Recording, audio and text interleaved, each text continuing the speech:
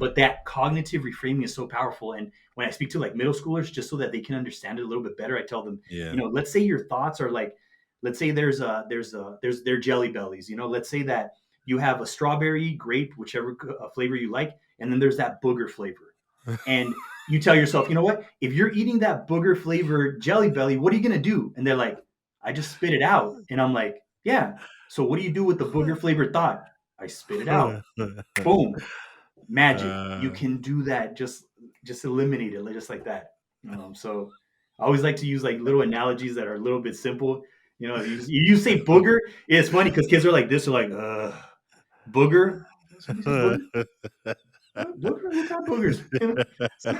So it catches them off guard, especially even to the ones that don't pay attention. It's like, oh, booger. What All did right. he just say? What did he just say? Did you say Did booger? anybody hear what he just said? I wasn't paying No. attention. Like, was he talking about boogers? Why is he talking? I eat my boogers. What's going on?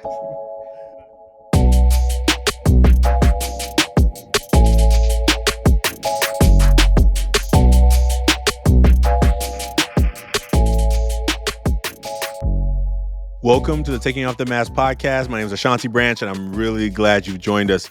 Today's guest is Andres Ruiz. Man, this conversation was long overdue. Our previous opportunity to have a conversation when we were originally scheduled, Andres had a loss in his family and one of his mentors, and he called and he's going to explain kind of how that day happened, and I was really sad. I was really, looking forward to having this conversation. And then right away, I was like, oh, man, with empathy and heart, just making space. And in this conversation, you're going to hear a man who is going to tell you about some things he's been through. This conversation is probably sensitive for, young audiences. He's going to talk about drugs and drug use and alcohol. And I think that is sometimes challenging for people to hear, but it's real. It's a man telling about his journey of finding himself through the pain of what he was trying to escape from. And I hope that we make time and more space for more men to be able to take off those emotional masks. I hope that you are finding ways in your life to find people who you can begin sharing what's happening behind the mask. We so appreciate you for being a part of this movement with us. As we get closer to the end of the year, we hope that you will continue being a part of this journey with us. Please make your mask 100kmasks.com. And we look forward to that journey with you as we continue this work, as we move into the second year of the Taking Off the Mask podcast. Thank you so much for being a part of this journey with us. Please enjoy today's episode. I'm so excited to be connected with Andres. We actually had scheduled this conversation a little while back, and life came and life showed up in a big blaze, and we had to reschedule it. So I'm really glad we finally get to have this conversation before the end of 2021. And so, Andres, welcome to the show. Thanks, man. I appreciate it. And, I appreciate you, first of all, for being there for me in that challenging moment for me where, I mentioned to you that my good friend and mentor, Enrique Feldman, had just passed away that same day we were going to do the podcast.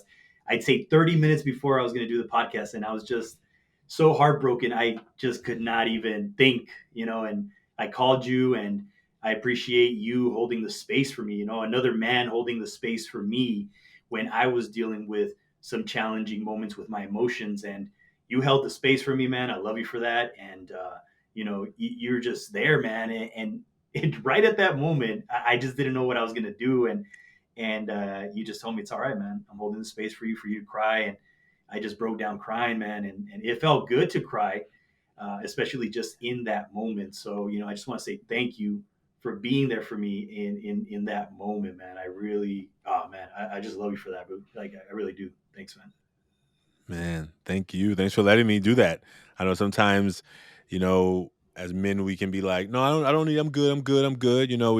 We shoo people off, right? And even when it's deep down, probably the things we want the most, but sometimes we get bought into a system that says we're not supposed to want it. And I'm glad that we had known each other at least enough that you were willing to let me just be there. And I think I grabbed some sage out of the office, and I went outside and I burned some, and I sent you a video or a picture of me burning sage, right? Just as a way man. of I Yeah. mean, it means everything to different people, but for me, it's just a way of just kind of getting present, right? Hmm. And Hmm. just like just let that aroma of those of that earth of that plant of that medicine just take hold. And I couldn't send the smell of vision through the phone to you, but I think the video at least let it be seen that okay, Yeah. there's some energy being sent your way, Hmm. and so Yeah, I'm man. glad. Thank Yeah. you for Thanks, that, bro. man. Appreciate you.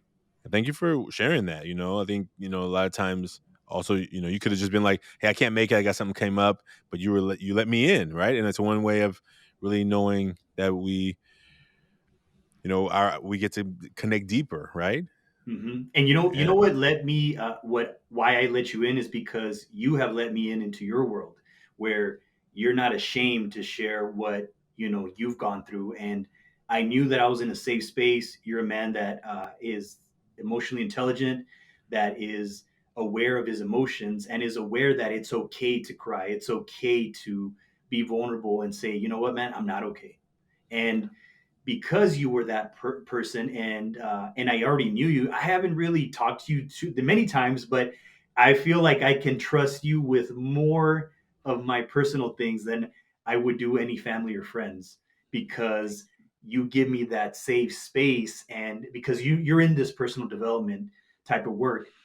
And in this personal development work, as soon as you meet somebody that's a complete stranger, man, you can just open up to them so easily because we're on the same journey, on the same path. And that's just a beautiful thing to be around. And not too many people get the opportunity to share that stuff because they keep all this emotion bottled up. They're 60, 70 years old, still struggling with their emotions. And unfortunately, some people take those emotions with them to the grave. And it's sad to live a way like that way, because those emotions that we suppress, they cause a lot of illness. They cause a lot of people to end up dying because of it. Mm, Broken hearted, heart disease, diabetes, all these things that can happen to us because of all those suppressed emotions, that we yeah. never just say, hey man, can I just talk, can I just vent? You know what I Yeah. mean? It's just, Yeah. it's a beautiful thing, man. I like when you said the word vent. I think that's one of the things that we do in our, we're already jumping in, but let me say this because it's really beautiful. That's the way it happens, right? That the opportunity to vent, like what sometimes we're told, man, why are you complaining about stuff, right? When we need to vent. Sometimes the venting is just kind of like a pot, kind of like if you didn't have a vent, you would create a pressure cooker, which is almost like a bomb, literally, right? And you create that pressure in your body, into your heart, into your soul. And what happens when you store it up? Well, it's coming out eventually. I mean, Hmm. it will come out eventually, right? And if anybody's ever opened up a pressure cooker before it was ready, you know. And if you've ever opened up a radiator before you Oh, let like yeah. I've seen many different things at times. Have you ever opened up a soda that you were unexpected had been shook up, right? There's many different scenarios where you can open up something before it's ready. It's kind of like people telling you, hey, let's talk about this. Let's talk about this. And you're like, I don't want to talk about it right now. I don't want to talk about it right now. And they're like, let's talk about it right now. We're going to talk about it right now. And Hmm. then it turns into something that it wasn't meant to be because we needed our chance to go and rest, right? Yeah. We needed our chance to go and recoup our energy, and we needed to process our thoughts in order before we could speak them, but we were forced to talk them out before we were ready. And sometimes people think they're doing it because they want to know the answer right then, but we haven't processed it yet. We're Hmm. still trying to navigate how we feel about it. And yet, since we do that inside, Hmm. as many men do, not all, but many, then when people are trying to make us talk about it before we're ready, it's gonna come out sideways, left ways, up ways, back ways, wrong ways, all bad ways, right? Like we're like, Yeah, yeah, I told you I needed to think. I told you I need some time to think, right? And it may have been 2 days, it may be 48 hours, it may be a week. man. But I think that That's so powerful, man. Thank you for sharing that. And that reminds me of a speech that I gave today about mental illness. I spoke to some healthcare providers that deal with mm, a lot of stress and deal with a lot of suppressed emotions. And this lady just came out and just said, because I tell my story about how I went through in high school through suicidal thoughts and cutting and all these mm, experiences that I had. And this lady felt like she needed to speak up, and she spoke up and she said, you know what, my son right now, he's struggling. He's told me mm, that he wants to kill himself. He's 16. My daughter, who's 12, is also going through this struggle and she wants to kill herself as well. And when she told me this, she broke down crying because you could tell that this is a very hardworking Latina who is Yeah. constantly suppressing emotions, because I've seen it personally. And I was Yeah. actually speaking to my hometown in Nogales, Arizona, and Wow. these people, they really resonated with my story, how I suppress a lot of emotions because I was a macho man, and there's a lot of macho women too, Yeah. and Yeah. this woman, Yeah. you could tell that she was struggling to just let this out, and you could tell that she had been holding on to these emotions for such a long time. And I told her, thank you for sharing this with us, and thank you for Mm. taking care of yourself by sharing this information. I told her, how do you feel right now? She says, I feel a relief. Like, I feel like I finally let something go that I've been keeping inside, but I just felt like I couldn't share with anybody because I was just like worried, and Yeah. about maybe what people might think or say about her, or that, she's supposed to be the strong woman. She's a strong Latina, just like her Mm. grandmother, just like her mom. They went through it and they were all right, but were they really all right? I don't think so. Yeah. But we Yeah. put on a mask, like you mentioned, and we put this mask like everything is all right on the inside, but behind that mask there's that depression, that anxiety, that suppressed emotion that we've been holding on for weeks, months, years, a lifetime. And Yeah. it's time for people to start speaking up. It's all right if you talk about your challenges. It's all right to talk about your emotions. There's nothing wrong with that. And this Mm. woman, I mean, it was just so beautiful to hear her, and you could tell she was like in her 40s, and just a strong woman, Yeah. but she felt like, you know what, this is the time I need to speak up. So it was just a beautiful thing to experience myself, and to hold that space for her and Right. listen to her Right. was just so cool, man. Especially like, there was friends there, and some people then started to open up. Yeah, you know what? I'm having challenges with this, and it holds the space for everybody else to say, you know what, I'm not all right too, and that's okay. Yeah. And so first of all, everyone, as you can tell, like sometimes these shows just jump in before they jump in. So welcome, congratulations, Thank you. thank you. Like welcome, right? That's exactly how it's supposed to happen. I think the beauty of these conversations is that sometimes people are having these for the first time, and sometimes people come on the show who've been having them, and we get to just go a little deeper. So before we go any deeper, because we're already like fully into the show already, can you just introduce yourself, tell folks who you are, tell us a little bit about yourself, and we're already in. So we're Yeah. already deep in. So just so you know that you are already here on the show, but I want to make sure that people know who you are and they get a chance to like because they've already felt your energy. You already been coming through the voice and through the ears and the heart right now. But let's tell them who you Thanks, man. are, and then let's jump in even Yeah, deeper. for sure, man. Yeah, so my name is Andres Ruiz. I am a motivational speaker and a life coach, and I speak to a lot of youth. I speak to a lot of youth about mental health, because I, at one point in my life, dealt with depression, anxiety, suicidal thoughts, cutting, and I tell my story. I like to tell my story to the youth and share with them, because I feel like right now I'm on a mission, and that's to save lives.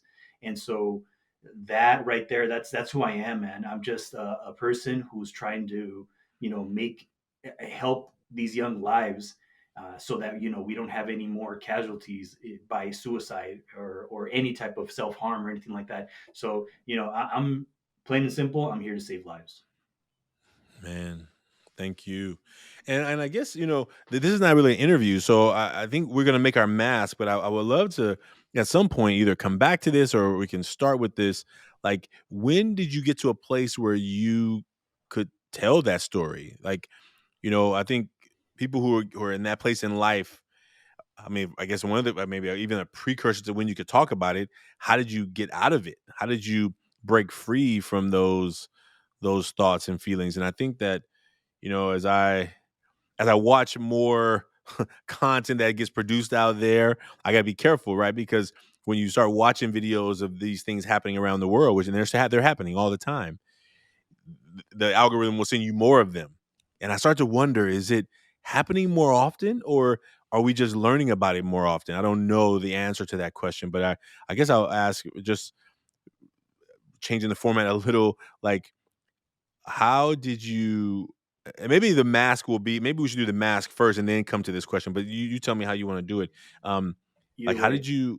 how were you able to, as a young man, hold on in the midst of all of this stuff that was happening? Where'd you find the strength to hold on and push through? Yeah. So for me, I know that up until my like when I got out of high school, I was having some struggles with with emotions and sharing my emotions with people, and also didn't know what I wanted to do with my life getting out of school. Mhm. And I was like, man, I'll be a dentist. And really, I didn't want to be a dentist, but my family was like, oh, you want to be a dentist? Oh, good job. And I was like, oh, it makes them proud. I'm gonna do it. And I really didn't want to do that. So then I started to, just like not go to class. And then I started drinking. I started, uh, doing drugs. And then I left school and then I got a job at a call center, which I was miserable at. I just didn't like it, but I liked the money. So that money provided for me to go party and do things that, were not exactly the best things to do at that time. But I started, just pretty much numbing my emotions through alcohol. I started taking pills while I was drinking alcohol. I was doing hard drugs like cocaine. I remember this one time, my friend and I, we were doing cocaine for 2 days straight. And man, I Mm. was really just losing it. I think I was losing my mind at that time because I was just doing drugs, no eating, nothing, just beer, drugs, tequila, Yeah. smoking marijuana, all this stuff, man. And it got to the point where I remember sitting in that car with my friend, and I took a bump. And in that moment, I felt my heart race like never before. And I said, "Oh man, like what just Mm. happened here?" Started panicking, and I felt like I was gonna die in that moment. And then I remember telling my friend, "Yo, man, I can't do this anymore. I gotta leave." And he says, "Man, if Mm. you leave, you better not ever talk to me again, man. Stop being such a punk. I'll keep it PG up in here." And Yeah. so then I got in my car. I remember drunk, coked out. I started driving and I was like, man, I started crying, thinking about my mom, thinking about my grandfather. How they always would tell me, be careful who you're hanging out Yeah. with, what you're Yeah. doing. And I remember Mm. getting to my apartment because a friend of mine told me, go to your house, go to the hospital. I said, I'd rather die than go to the hospital. So Mm. I went to my house, my apartment. My friend saw me, was like, "Whoa, like you look dead. Like, are you all right?" And then Mm. I took a cold shower. Thankfully, I survived. Obviously, I'm here, and Yeah. man, it was just like I was the reason why I was doing all these drugs was because I didn't want to deal with my emotions. So I coped with doing drugs, alcohol, with to suppress my emotions. And Yeah. another thing that I would do is I would gamble a lot, constantly gambling, and Mm. parlays on the internet, going Yeah. to the casino was an Yeah. addiction. And then I also was a womanizer. I was constantly looking for love in women, and never being satisfied, because I did not love Mhm. myself. I never got that love when I was a kid. My family, they're amazing. They gave me materialistic things. They gave me a roof over my head, but they never gave me that emotional support. Son, I'm happy. Like, you make me proud. I love you. I believe in you. Yeah. I'm here for you. I never had that. And so I was always constantly looking for it on the outside world, but I always felt empty on the Mm. inside. And then I was also overeating. I mean, I'm telling you, man, I was weighing 265 at one point in my Mm. life. And food was my comfort. I was constantly eating, binge eating, and that was a big, big Mm. struggle for me for many years, Mhm. man. And Yeah. then what really transformed my life was when I found out I was going to be a dad. I said, man, if I don't take care of myself, who's going to take care of my son? So, I got on a diet, lost 80 pounds, felt in the best shape of my life. And then I started listening to a lot of motivational audios, like Les Brown. I still remember the first audio that I heard was by Les Brown. And I remember him when I woke up about 6 in the morning saying, oh my God, here we go again, another Monday morning. Just like, my God, I just don't want to go to work anymore. And then I put on an audio that a friend of mine sent to me. And he said, the first thing he said, many people will leave the universe without a trace. And under their Mm. name, you can put not used up. And I said, damn, like that's me. He's talking about Mm. me. And since that day, I started listening to these audios that completely started to change me as a man. And Mm. I started to listen and I could not get enough of this stuff. I was like, what is this Mm. stuff? Stuff that I never heard before. And then I said, man, wow, this is like the therapist or psychologist I never had. You know what I mean? Just it was this was like something so transformative, and it gave me confidence in myself. I said, I am worthy, I am amazing. And it led me to do something that I've been wanting to do since I was 12 years old, which was stand-up comedy. And I Mm. started doing stand-up comedy. I got to be honest, I really sucked as a comedian when I first got started. People, you could hear the crickets. Jiminy Cricket was on my shoulder every night, and it was just terrible. And somebody told me, "Yo, man, like maybe you should join a public speaking club because you kind of suck. Like you should get better." And so I did. I joined a public speaking club. That helped me to gain more confidence. I got better as a comedian, but then I fell in love with motivational speaking, and then I started doing motivational speaking for free. Then started getting paid, and then eventually I became a life coach. Hey, I want to help people with their goals and their dreams. I've done it, so I can help people get through their goals and dreams. And then that's how I got to doing motivational speaking and life coaching. And so kind of like, that was the experience that I had. That was the struggle that I went through. And that's how I Yeah. overcame it, man. And it was just, it's still a journey. I'm still, working on myself, still growing, and still learning, so it's Oh man. been quite the experience for sure. Well, first of all, thank you for, and you said a lot of things in there that resonated, and I just want to appreciate you. And I will tell you that Les Brown is probably the if I could just name somebody who helped me really get through college, like Les Brown was that man. Like my one of my fraternity brothers gave me a VHS tape of Les Brown, and I'm pretty sure I watched that thing to the ribbon disintegrated. I mean, I watched that thing Nice. weekly, daily, Beautiful. and I love what you said. Like, so most people um, will be written under their name, not used up. Right? They will go to their grave Yep. not fully reaching their potential. Right? And I appreciate you for that. And I think it's good to have those reminders. I'll never forget that tape, and I can hear his jokes and all his sayings and playing replay in my mind at times, and I try and sprinkle them on the audience and young people who I work with of like, man, if you could just see through it, if you could just see through what you're going through right now, Yeah. so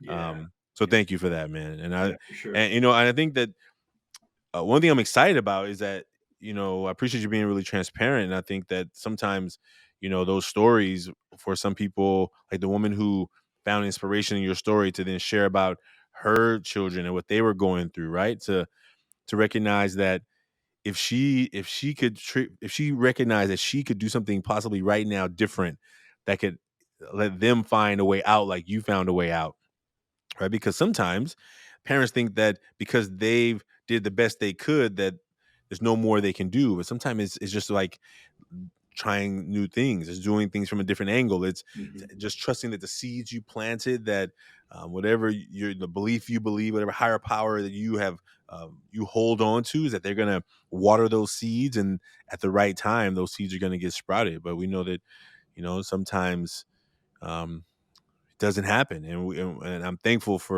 that you did find your way in that conversation, that you've said, I gotta go.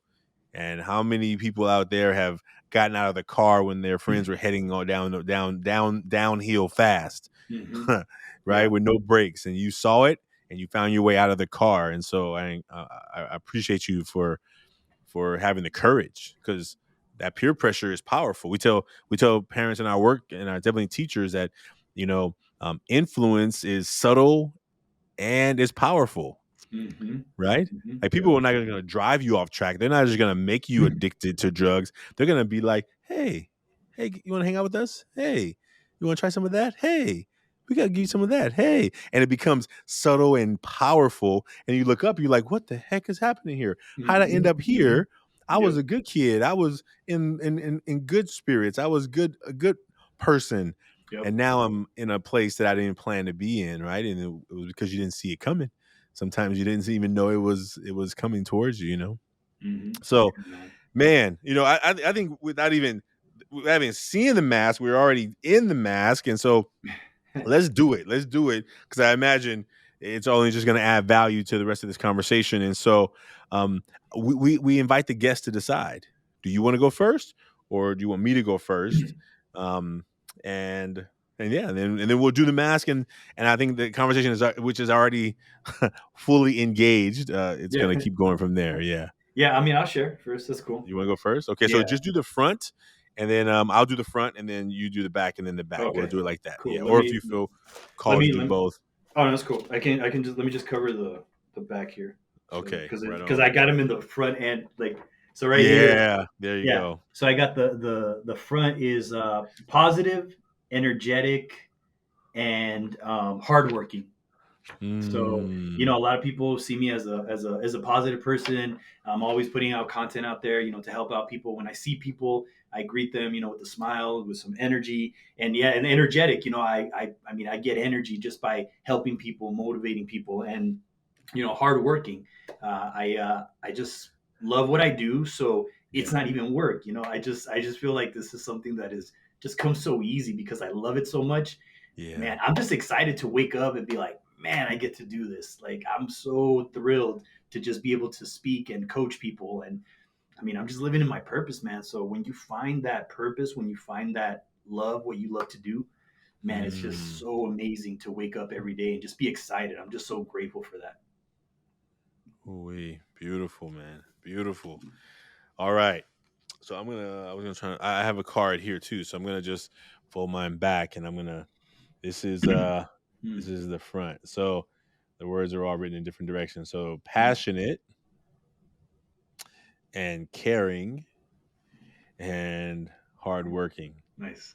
So passionate, caring, and hardworking are the three that I chose, and and I think that the one I'll speak about, maybe I'll speak about hardworking today, or maybe I'll speak about passionate. I'm not sure.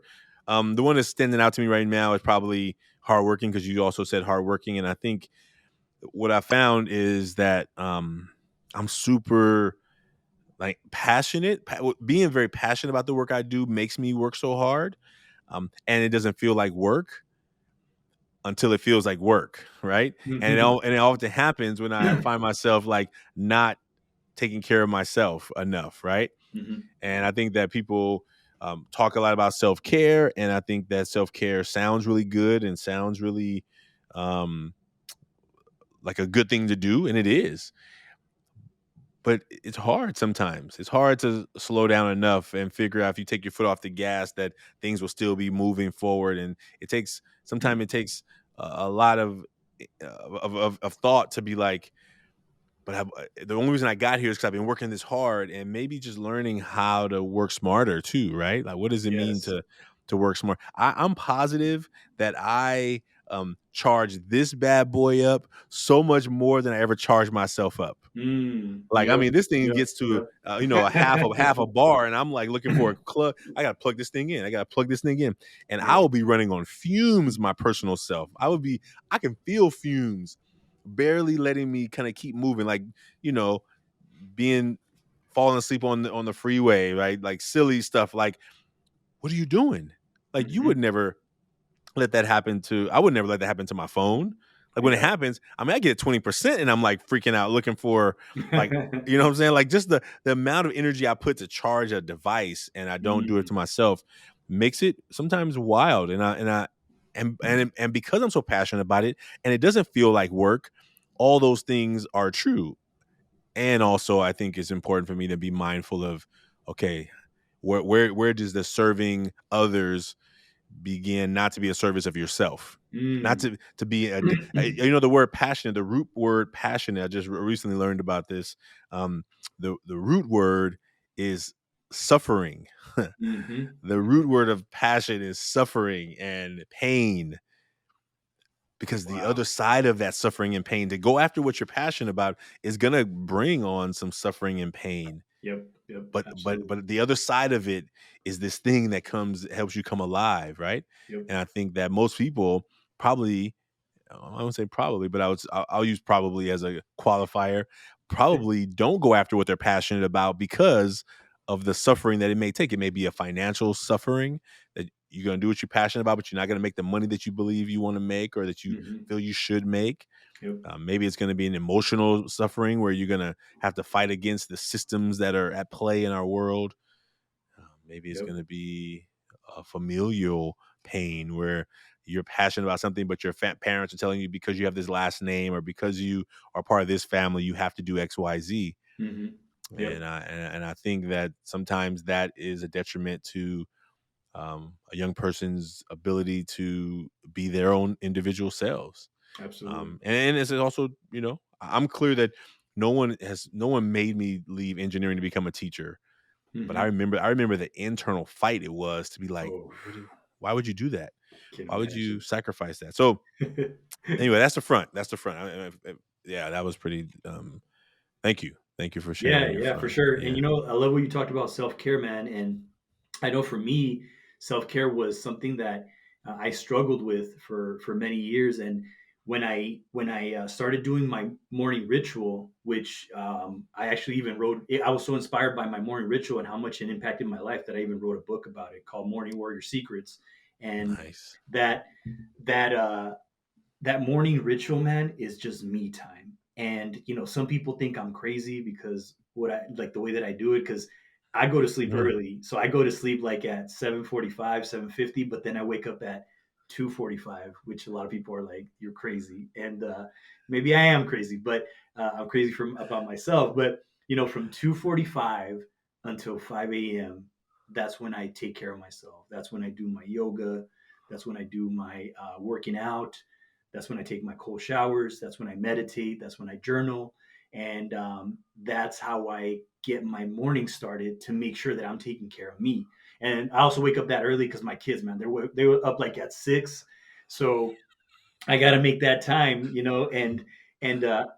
so but I mean I get my sleep, I get my 7 hours of sleep that I need, but then those 2 hours is just me time, and then from 5 to 6, I do a little bit of work. 6 to 8, I take care of my family. 8 to like maybe 4 or 5, that's when I do my work. And then the rest of the day is just family. So I really am a big believer in self care. Like I take naps every day for 20, 25 minutes every day.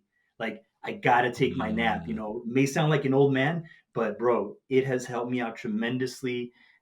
Thankfully, thank God I haven't gotten really like sick, honestly, in the past few mm, years because I know when my body's tired and I know that I need to take a nap. It's time. It's nap time. It's like get out of this work, go take a nap. 25 minutes is not going to kill you. And it's so important that self-care because, like a great mentor of mine told me, he said, it's always you first, family second, business third, community fourth. Because if you're not taken care of, you cannot take care of family, business, or the community at 100%.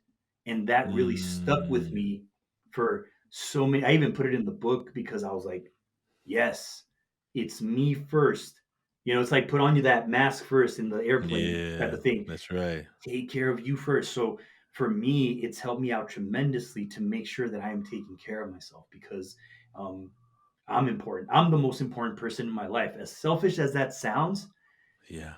I am the most important because once I break down, everything else will fall apart. So um, it was a challenge, man, but it's that discipline that I had to like have in my life to make sure that that self-care comes first at all times. And Mm, even when my kids, I'm having like I'm starting to get upset and angry and I'm like, you know what?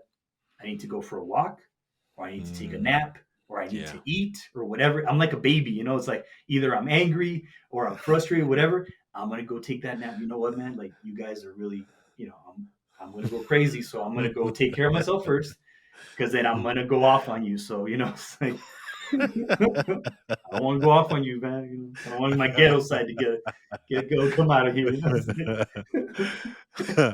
And I'd imagine it's really powerful that you know that part of yourself, right? How many people like, who don't know that part of themselves and they all of a sudden find themselves flying off the handle and then trying to apologize at the end, right? Like, oh, I'm so sorry. I should have, could have, would have, like I didn't mean it or yeah, whatever.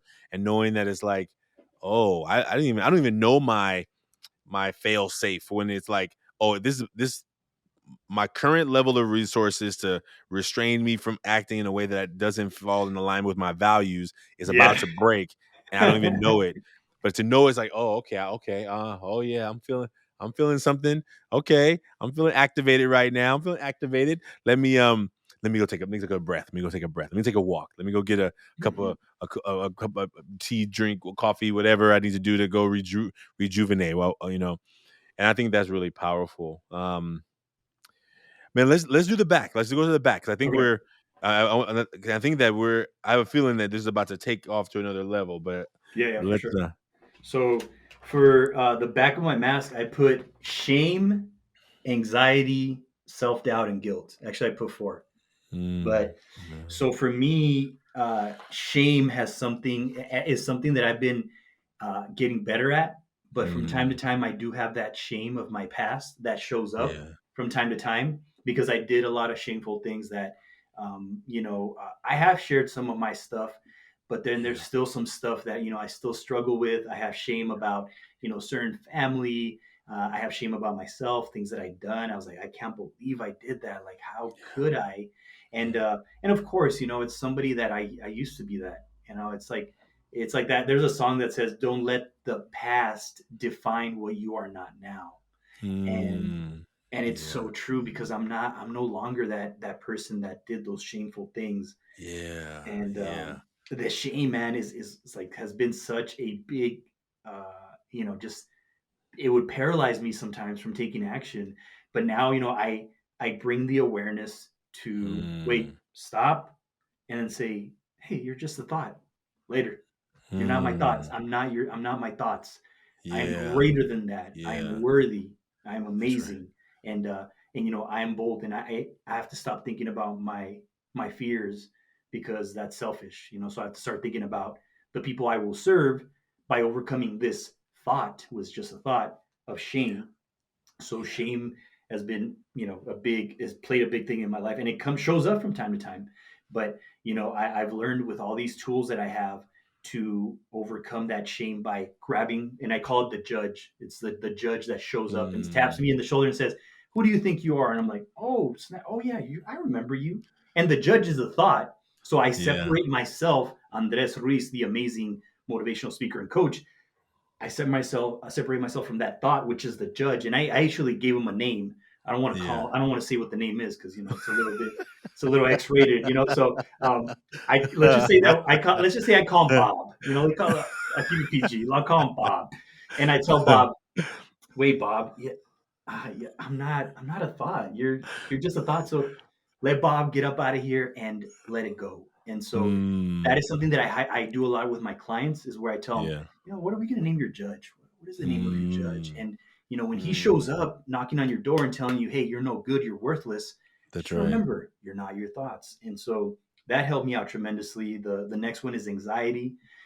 Sometimes I do Mhm. deal with anxiety where my thoughts again they get out of control. I have sometimes Yeah. that catastrophic thinking where I'm thinking, wait, why aren't they answering? Like, what are they dead? I'm like, oh wait, well, hold up. They probably went to a grocery store. Cognitive Mhm. reframing, Yeah. reframe that thought, Yeah. and because many times we assume that maybe, and I use this with the kids, is like, have any of you ever sent a TikTok, Snapchat message to somebody and then they don't respond to you and then they read the message and then later on you see this person and you're like, hey man, why didn't you respond to my message? I saw that you read the message. And they're like, ooh, I forgot to hit send or my phone died, my bad, you know and so I tell them, tell yourself, Mm. what, maybe they're busy, maybe they forgot to hit Yeah. send. You're going to feel a lot Yeah. better if you do that, because when we tell ourselves that lie, we're like feeling anxious. Oh my God, did they get into a car accident? Why are they rejecting me? Oh my God, like, do they not like me anymore? Oh my God, like, we get anxious. Yeah. But that cognitive reframing is so powerful. And when I speak to like middle schoolers, just so that they can understand it a little bit better, I tell them, Yeah. let's say your thoughts are like, let's say there's their jelly bellies. Let's say that you have a strawberry, grape, whichever flavor you like, and then there's that booger flavor.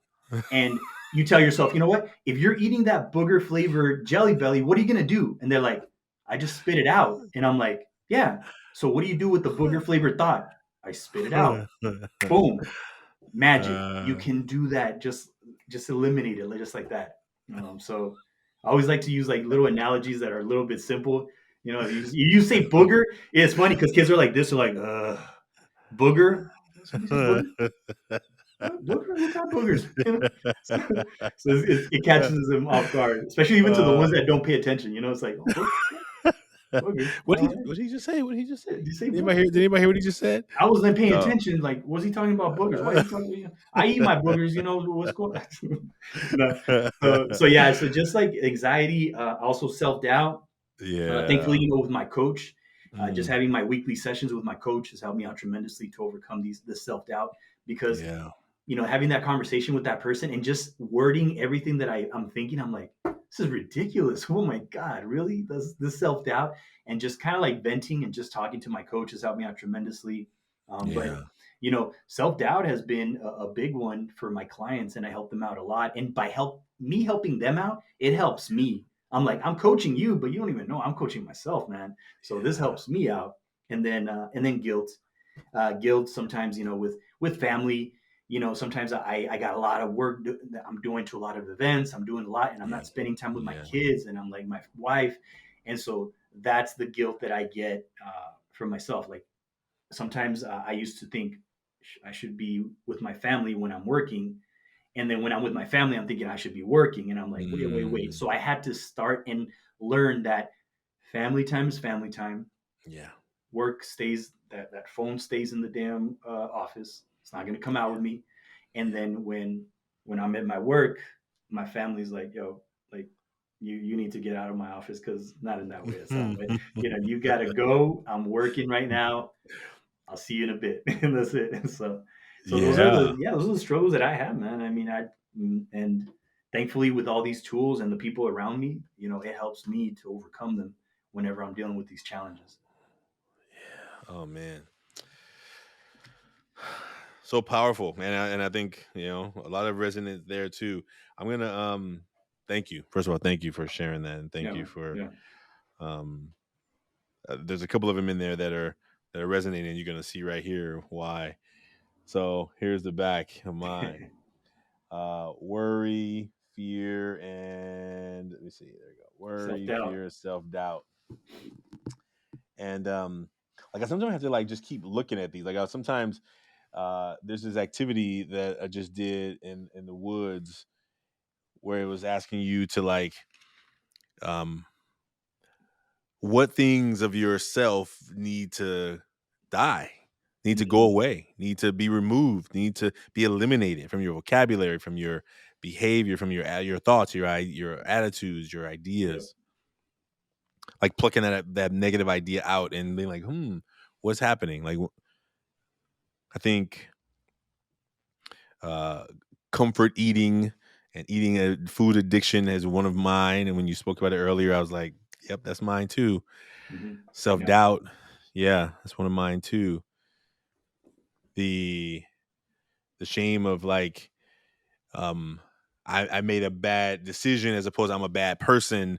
Mm-hmm. Those the juxtaposition between that, yeah, I've done a lot of dumb stuff as a youngster growing up and a teenager and a young adult with limited information, working off of a pattern that was flawed, right? Working off of an idea, set of ideas, Mm-hmm. like the blueprint of messages that started when I was younger, right? Yeah. And I think the fear, when I think about fear, I think like lately, I remember a time in my life where I was operating more fearless than I do kind of today, right? Where I would be like not worried about nothing, not worried about nothing. Mm-hmm. Like, and now with some of the craziness happening in our world, sometimes I'm worried about getting gas at night, Mm-hmm. right? It's like so many things. If I'm not careful, I can let all these things I see happening around the world, which are happening, which could happen to me, but I can let them direct my journey, right? Like Yep. Yep. like seeing some guy in Oakland the other day getting gas. Some folks try to come and rob him. Then he gets shot. Somebody else gets shot. Like it's like I don't want to get gas at night anymore. I was like, and so now I'm like I'm close to E, and I'm like, should I get where can I get gas? And I'm not gonna be like if it's coming for you, it's coming for you, right? That's what I Mm-hmm. think, right? I Yeah. mean, there's some ways of being mindful about where you are and where you put yourself in the environment you're in, but I live in Oakland. This is my city, right? It's not like I'm going to drive to Beverly Hills to get gas so I can not be in a dangerous place. Like this is where my home is. And I think if I'm not careful, I can let fear guide me. And Mm-hmm. fear. I think when I think about that kind of fear and how fear guides me in that way, it can also guide me in not posting a video I make because I'm worried about what people are gonna think. Right? Who you think you are?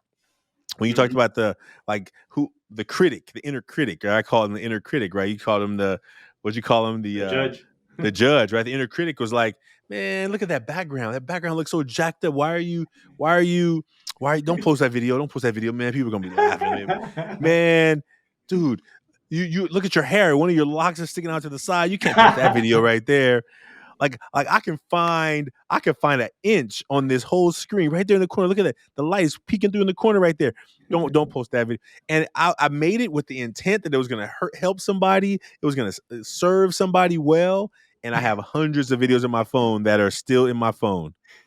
Oh man, yep, Hundreds, like that's hundreds, like plural, like multiple hundreds of videos that still are in my phone. And now I'm like, well, I made that video when I was a little bit skinnier, so I can't post that video now because I'm not that thin anymore. Like yeah, what? Or I had yep. less grays in my beard. People are gonna know that's an old video. You can't post an old video. Yeah. Like it will say whatever it Hmm. needs to say Absolutely. because it knows me well enough. It knows what would keep me from letting my light shine. And Hmm. oftentimes I wonder, okay. And so I think I'm in a new phase in a journey, right? Because I'm more aware of it now. When it happens, I'm like, oh, what's Hmm. happening? Oh no, I can't post this video. I was shaking. My arm was shaking while I was making this little selfie video. Like it's too wobbly a little bit. And I have like done that over and over again. And I'm like, okay, Ashanti, who loses out? That one Mm. person who could have been served, who misses out? Or Wow. that community who you could have helped, who misses out? That young person who was looking at your stuff and hoping that you were gonna say something that was gonna help push them out of the rut they were in. And Wow. I think Yeah. that's been my journey, and that's my current journey. It's not a journey that is over. Self doubt and fear and worry, those are I when you talked about earlier the book you wrote talking about the what I wrote it, the name of it, the what did you call it, Morning Warrior book, right? Morning Warrior, More Warrior right? Secrets. Yeah. Uh-huh. Morning Warrior Secrets. I when I wrote worry, I really wanted to write warrior, right? Mm. Am I going to be Hmm. a worrier, or am I going to be a warrior, right? Ooh. And I think the Ooh. difference between being a warrior and a Ooh. warrior, Good stuff. it's a different context, right? And I think that's something Man. that I'm really going to be putting more energy towards. Is every time I see the warrior coming, I'm about to just find the warrior to be like, you got Man. to go, you got to go, Whoa. you got to go. You know, it's like I look at it. Okay, I see you, warrior. I see you. Uh-huh. What's the warrior going to say? What's the warrior going to say? And now the Man. warrior doesn't need to show up all the time, but hey, he hopefully he has some a good balance between how much you're letting the warrior lead lead the show, you know? Man, that's And so powerful, man. I love that so much. And when you said about like if I don't post this content, like who's missing out? That reminds me of this one time when this was when I barely was starting speaking, and I was going to speak to 500 kids, and I was like nervous. I was like, oh man, they're going to judge me. They're going to talk about me. Like it's so like I don't know if I can do this. I was actually going to go back home, and then I called my coach, and then he's like, stop being so selfish and thinking about your fears and start thinking about the people you're going to serve. And mm, that right there was just like my fears went away. I went out there and I gave that presentation, man, and I talked about my experience with suicidal thoughts and cutting. And then I remember when I was leaving, there was this young girl that came up to me and she was like, "Hey, Mister, like, thank you so much. I really appreciate what you talked about." I felt like I was alone, and now I feel like I can talk about this. And she said, I've been to 8 psychiatric homes, 5 different mm, foster homes. My family's in Michigan, and I was going to kill myself tomorrow. And mm, when she said those words, I said, "Oh my God, like, man, what if I would have not followed through mm, and thought about my fears and not yeah, about the people that I was going to serve? What if this girl would have been dead?" And I remember that day, we took her to the counselor and she got some help. And yeah, I was like, man, this is why I'm here. And I remember Mark Twain saying, the two most important days are the day you were born and the day you found out why. And that day I found out why I was born and why I was put on this earth is to save lives. And yeah, it's just been such like every time fear tries to kick me in the butt, I'm like, no, stop thinking about your fears. Start serving people. Even yeah. if you got like, even if you see the video afterwards and you got like some kale in your teeth, which your cousin will call you out and be like, "Hey, cuz, like you got some, I'll say stuff in your teeth. Did you see?" I'm like, oh, And then I even had to work through that. And I said, just leave it. I even made content about that. I talked about how somebody that I know noticed that I actually made content out of it. I said, somebody was calling me out on my kale. And I said, but you know what? This message is more important than the kale in my teeth. So yeah, man. I just talked about. I even made it a content. I said I made fun of it too, but yeah, man, that kale, man. It's like just like, oh, geez, Oh man. man, that was a sign that I'm working on my health too. I'm working on my health. It was reminding you, Let's go, right? man. Yeah, Let's yeah, go. absolutely, Oh my absolutely, gosh. brother. You know, thank you for sharing the story. And I think that one of the we just did a workshop in Ohio last week, and what I saw in the audience, these freshman students who, if you imagine any high school freshmen this year, they haven't had a normal year of Mhm. school since they were in the sixth grade. Wow. So some of them are just extended middle schoolers socially. Now, age Mm, wise, they're a high schooler. Maybe even okay. academically wise, if they took care of all their work, they're a high school student. But social wise, they've had stunted years of development because of what we've been through as a war in the world and definitely as a country, right? Hmm. Um, and so I was with these freshmen, and there's these two young men who they were doing this one activity where they were connecting, and I could tell that they were at some point like you could just I'm looking at the whole room. There's a auditorium, but I see these two, and I feel like something said just go over there, and I just went over Mm, and I said, "Hey, how's it going? How's it going?" And they were like, "What are we supposed to do? What are we supposed to say?" And I was like, "Well, the activity was inviting them to share something about themselves that the other person wouldn't know by looking at them." And he's like, "Wow." And he just kind of like stays silent. He was like, almost like I could hear it, see it in his face. He's like, I can't tell him nothing, right? Like, and I think in that moment, what I saw in him, and I said, Okay, let's start over. Let's try something different then. Is this your friend?" He was like, "Yeah." I said, "Oh, imagine that."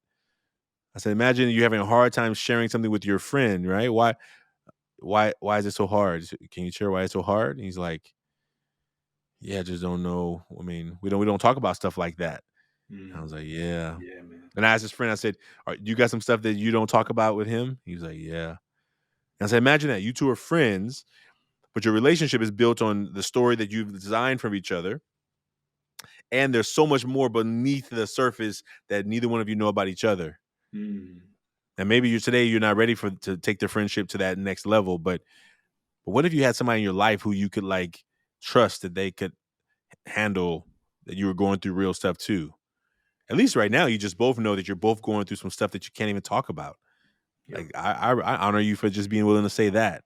Nice. Because I Yeah, think that's that good. oftentimes, even now with those two, but like when we try and tell our stories, and when we tell our stories, like we've had a lot of practice in our adulthood, right? But when we get the young ones who are like in it, sometimes it feels like unsurmountable that they could ever talk about that thing, or they could Mm, ever hmm. like that person would understand, right? And I think for me, it's always just making sure that they know that I see them, that I see you, Nice. and whether you share anything or nothing, like I see you, you're valuable, you're important, and I'm ultimately want you to do. I want you to know that my goal is to support you from this point forward. Nice. So That was beautiful, man. Thanks for sharing that. And that's so powerful to just bring the awareness to them that, yo, yeah, why don't I talk about this? Just that's the first step, which is a huge step to bring the awareness. And I think the awareness is where it's at. And you brought that awareness to these young gentlemen where, wait, this is my homie. Like, why aren't we talking about it? Like, you planted a seed that really got them thinking, and who knows, maybe they already shared, what they wanted to share. So that's that's really, right. that's so good, man. Good Yeah, stuff. man. Love that. Well, man, I'm so thankful. I think these conversations are powerful in lots of ways, but definitely in the way that you and I get to know. I learned a lot more about you today. I learned a lot more about your journey, and I've always ever since I first saw your video, I think I reached out to you because you had a lapel mic that was super cool. You had the camera put on the corner over there, and you were like, I was like, how'd you? what microphone did you use? Like your camera's on the other side of the room, and you're like, oh, I bought this.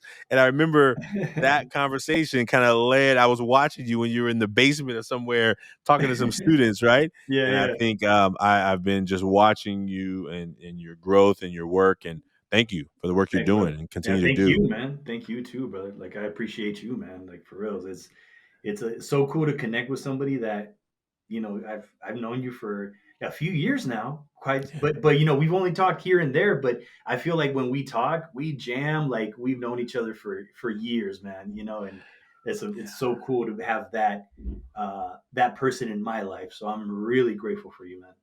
well, thank you, brother. And as we close, I just want to maybe one question I will ask is just for your younger self, for your younger self, because I work as with middle school and high school students, and you know, like sometimes we see young people who are going through stuff and they're not talking about it. Like, just if you've thought about this part, what is something that someone could have said, could have done, could have asked you that would have maybe helped you earlier, right? What is like if someone noticed something with you, maybe what is something that you wanted somebody to ask or say, or like were you looking for that when you were in that in high school, middle school age when you were feeling those times of struggle? Because I think that our work, we're trying to really figure out how do we start earlier, helping. We can see some of the things, we can see them as a teacher, as a adults, we see it on the Mhm. outside. But if the person says I'm fine, then you either just pressure them or you back off and say, okay, well, you say you're fine. Okay, I trust you. But can you think of anything somebody could have done or said, or what could have been a tool somebody could have used with you to help you see yourself more or see that they saw you? Do you have any thoughts around that? Yeah, that's a powerful question. And when I'm thinking about my younger self, because at that young age, I was just really blocked out to listening to people, and um, I think if it would have been more of like letting me just express myself in a safe space, but time at times like the mentors that I had at that time, they did give me a lot of great advice, but I just wasn't receptive to it. But they would say it in a way that was like, "This is what you should do," as opposed to "This is what I did" or "This is what I went through." If I would have had somebody just tell me their story and just share what they were struggling with, I would have been like, yo, like I'm going through that, because I see the younger kids when I tell my story and stuff, they go up to me like, "Hey, mister, can I talk to you? Like, what you're talking about, I'm going through that right now. How, Yeah. like, I feel like I connect with you." And well, yeah, man, because I went through that too, like I know how it feels. And Yeah. so if somebody would have just shared their experience as opposed to said, "Hey, you know, this is what you should be doing because this is what winners," and I'm like, "Eesh, you know what? Mm, You lost me already, bro. Like I'm not that's gonna it. talk to you." So yeah, Mm, just that's having it. somebody that was vulnerable and authentic instead of saying that somebody that, "Hey, well, I'm a man, man up, you gotta." That if I would have had somebody that would have said, "Yo, man," and I do that with my kids, I tell them, I've cried in front of them, Yeah. and the first time that my son saw me crying, he was like, he was saying this, "What? Wait, why?" And then later on, he told me, "Dad, can I tell you something?" I'm like, "Yeah, what's up?" "I saw you crying," and I'm like, "Yeah, I was sad. My cousin died. I was really Yeah. sad, and it's okay to cry, like." And he said, "Okay," and he just went running. And but just showing him that example, is just always Yeah. good. And I've cried a few times in front of him, and just Yeah. letting them know, "Hey, it's all right, man. You can cry." And Yeah. so yeah, it just the example is what I needed. That's what I Yeah.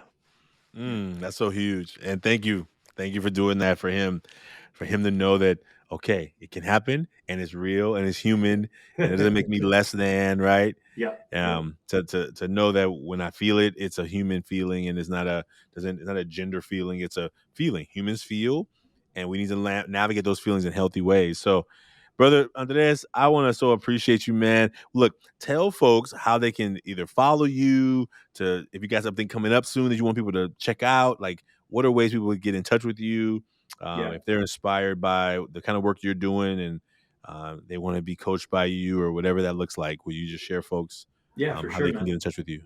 Yeah, so you can check me out on Facebook, Andres Ruiz. You can just look me up. You can send me a friend request, and you can also just Uh, and actually, this in January, I'm launching my third coaching academy. It's called Legacy Coaching Academy, where I teach coaches or those who aspire to be coaches. I teach them how to coach. I teach them how to make money, get clients, and make an impact in people's lives, and while making an income. So I'm going to be launching that. That's the third one that I'm launching, and I'm really excited about it to help people. Yeah, and you can also send me an email at ibelievecal@gmail.com. You can also check out my website at ibelieveinmyself.org. And if you know, and just as a gift to any of your audience members, if they're interested in a free 30-minute consultation, I would love to give that to them, and Awesome. so I can show them how to create a strategy for that big vision that they desire, so that they can also take the action, so that they can believe in themselves and pursue that goal, that dream, so that they can find their life's purpose and leave a legacy behind. So if you're interested, I would love to give that to you, and so I can show you how I can help you get to that purpose that in your heart is calling for you. So yeah, that's pretty much it, man. That's fantastic, man. So, folks, we're at the end of the year, end of 2021. Maybe you got some goals you got planned for 2022. Take them up on that opportunity. We'll put the link in the show notes so that you can find that easily. And Andres, again, thank you, brother, for being here with us. Thank you, Thanks for bro. making time. And I look forward to even more conversations in the future. For sure. Um, and thank you for being a part. Any of you out there who want to make a mask, you can do that at 100kmasks.com, 100kmasks.com. And we look forward to you being a part of the journey. Thank you for being tuning in today to Taking Off the Mask podcast with my friend here, Andres Ruiz.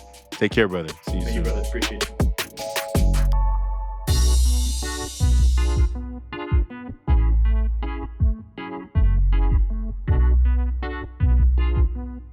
Taking Off the Mask podcast is produced by Ryan Louie. Editing, videography is also by Ryan Louie. Graphics by Kelly Wong. And a special thanks to the team at Ever Forward, Vanessa Cortez and Kevin Romero. And I'd like to thank everyone who's been a part of the creation of this podcast. As we hit this 1-year anniversary, we hope that everyone who's been a part knows that they're a part of the Taking Off the Mask experience. And we look forward to you being a part of it as well. If you liked what you heard today, please like, subscribe, and share. And we look forward to us continuing to offer conversations that matter. Take care. See you soon.